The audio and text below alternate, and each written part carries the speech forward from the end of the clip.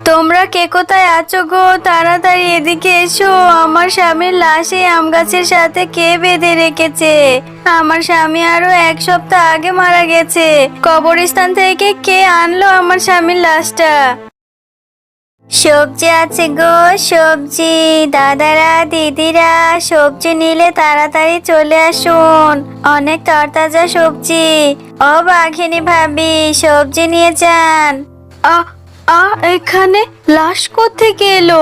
হায় আল্লাহ, এই লাশটা কে? কোথায় আছো গো? তাড়াতাড়ি এদিকে এসো।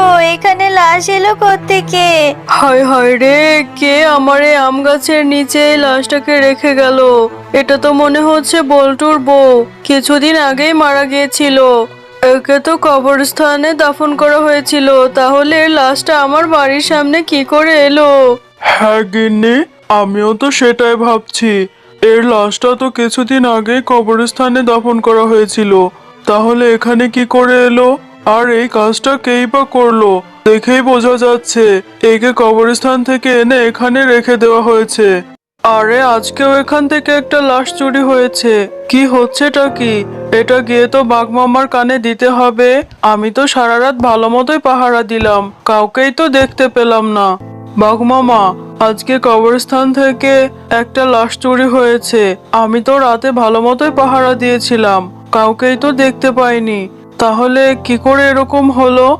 আর হ্যাঁ, আমি তো সেটাই ভাবছি। আর সেই লাশটা আমার বাড়ির আম গাছের নিচে এনে রেখে গিয়েছে, কিন্তু এমন কাজ কে করবে? আর আমার বাড়ির সামনে এনেই বা কেন রাখলো? বিষয়টা কিন্তু খুব চিন্তার। তুই একটু ভালো মতো পাহারা দিস। হ্যাঁ মামা, আমি তো খুব সতর্কতার সাথেই পাহারা দিই, কিন্তু মাঝে মাঝে আমি একটা বাচ্চার কান্নার আওয়াজ শুনতে পাই।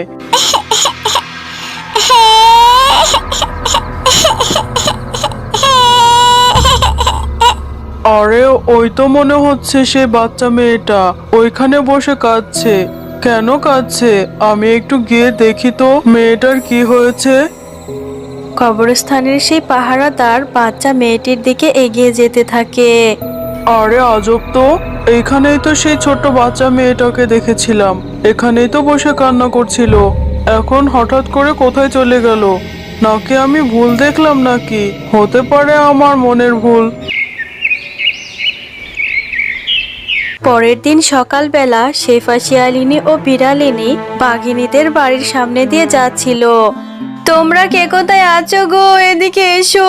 এ তো দেখছি আমারই স্বামীর লাশ।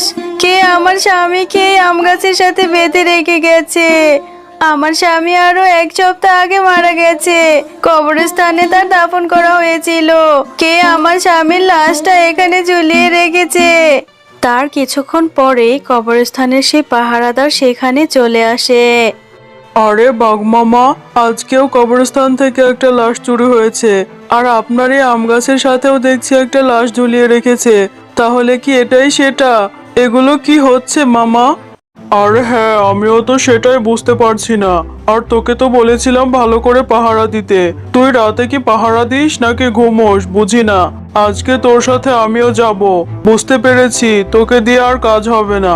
আর আমার বাড়ির সামনেই লাশগুলো কেন এনে রাখছে সেটাও বুঝতে পারছি না। আজকে লাশ চোরকে ধরেই ছাড়বো, যে করেই হোক। কার এত বড় সাহস? কে আমার সাথে এরকমটা করছে? তারা দুজন কথা বলতে বলতে হঠাৎ করেই সেখানে একজন বৃদ্ধা শিয়ালিনী চলে আসে। ও বাবা, তোমরা আমায় একটু সাহায্য করো না। আমার ছোট নাতনিটা ঘরের মধ্যে অসুস্থ হয়ে আছে। এত রাতে আমার এই ছোট নাতনিটাকে কি করে আমি হসপিটালে নিব? আমার সাথে তোমরা দুজন একটু চলো না। ছোট বাচ্চা অসুস্থ, তাহলে তো গিয়ে দেখতেই হয়। আরে হ্যাঁ বুড়িমা, আপনি আমাদেরকে আপনার সাথে নিয়ে চলুন। এরপর বাঘমামা ও দারোয়ান মিলে বুড়ির পিছে পিছে যেতে থাকে। আর পথে যেতে যেতে হঠাৎ করে বুড়ি উধাও হয়ে চলে যায়। আরে বাঘমামা, দেখলে তো বুড়িটা উধাও হয়ে চলে গেল। আমাদের সাথে এগুলো কি হচ্ছে বুঝতে পারছি না। তাড়াতাড়ি কবরস্থানে ফিরে চলো বাঘমামা। এরপর তারা দুজন যখন কবরস্থানে ফিরে যায়, দেখে সেই বুড়িটি কবরস্থান থেকে লাশ খুঁড়ে উঠাচ্ছে। আরে বাঘমামা, দেখলে সেই বুড়িটাই তো আমাদের ওখান থেকে ধোকা দিয়ে এখানে এসে নিজের কাজ সারছে। তাহলে এই হচ্ছে আমাদের আসল চোর। আরে বুড়িমা, আপনি এখানে কি করছেন? আর আপনি এই লাশগুলো নিয়ে কেনই বা আমার আম গাছের সাথে ঝুলিয়ে রাখছেন? তোরা এখানে কেন এসেছিস? আমি প্রতিশোধ নেব, তোর বউয়ের উপরে প্রতিশোধ নেব। তাহলে শুনতে চাস সেদিন কি ঘটেছিল আমার আর আমার নাতনির সাথে? শোন তাহলে। আরো 10 বছর আগের কথা। সেদিন আমার নাতনিটা তোর বউয়ের আম গাছ থেকে একটা আম পেড়ে খেয়েছিল। তোর বউ এসে আরে আরে, এই ছোট লোকের বাচ্চাগুলো এসে আমার গাছ থেকে আম পেড়ে খাচ্ছে।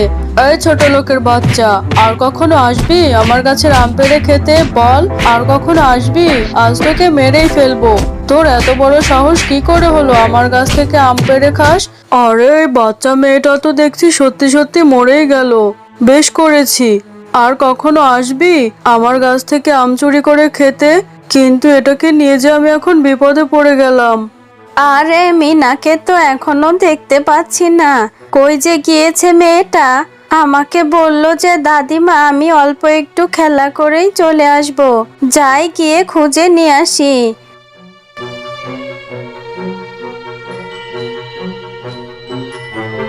মিনা, আরে ও মিনা, এ কি? এই তো দেখছি আমার মিনা এখানে পড়ে আছে। হায় আল্লাহ, আমার মিনার কি হয়েছে গো বাঘিনী? এটা কি করে হলো? আমার মিনা যে মরে গেছে। আমার মিনার গায়ে এত রক্ত লেগে আছে কেন গো? মরে গেছে, বেশ হয়েছে। নাতনিকে তো চুরির শিক্ষা দিয়েছো, চুরি করতে পাঠিয়েছো আমার বাড়িতে।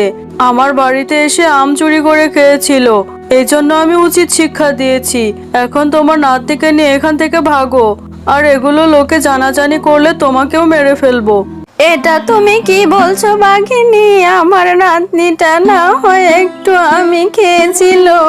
তোমার আমের থেকে তো আমার নাতনির জীবন অনেক বড় ছিল। তুমি কেন আমার নাতনিকে মেরে ফেললে? আমি তোমাকে পুলিশে দেব, তোমার শাস্তি হবে বাঘিনী।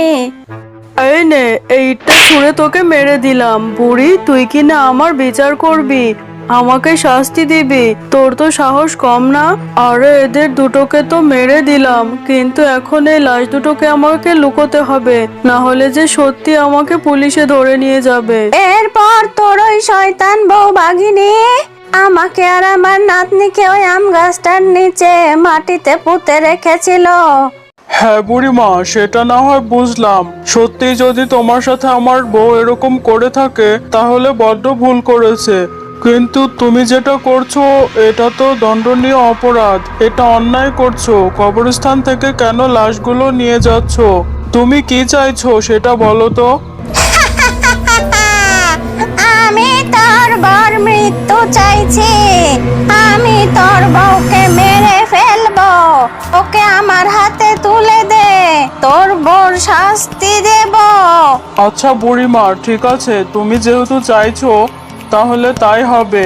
আজকে রাতটা তুমি এই লাশটাকে ছেড়ে দাও। তুমি আমাকে কথা দাও আর কোনো কবরের লাশ তুমি উঠিয়ে আমার বাড়ির সামনে রাখবে না। কালকে সকালে তুমি আমার বাড়ির সামনে যাবে, তোমার সামনে আমার বউকে উচিত শিক্ষা দেব।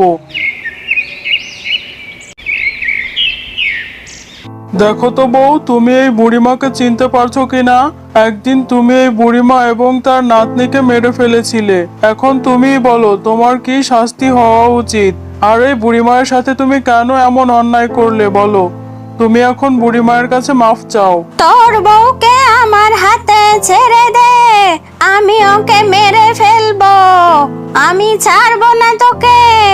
শয়তানি বাঘিনী, তুই মরলে আমি শান্তি পাবো। আমার নাতনিটাকে তুই নৃশংসভাবে মেরেছিস। এই নে, আমি তোকে আগুনে পুড়িয়ে মারবো। তুমি আমাকে ছেড়ে দাও বুড়িমা, আমি ভুল করেছি। আমি তোমার নাতনি মেরে ফেলার পর থেকে আজ 10 বছর হয়ে গেল আমি নিজেই মা হতে পারিনি। তুমি আমাকে ছেড়ে দাও বুড়িমা, আমি আর কোনোদিন এমন ভুল করব না।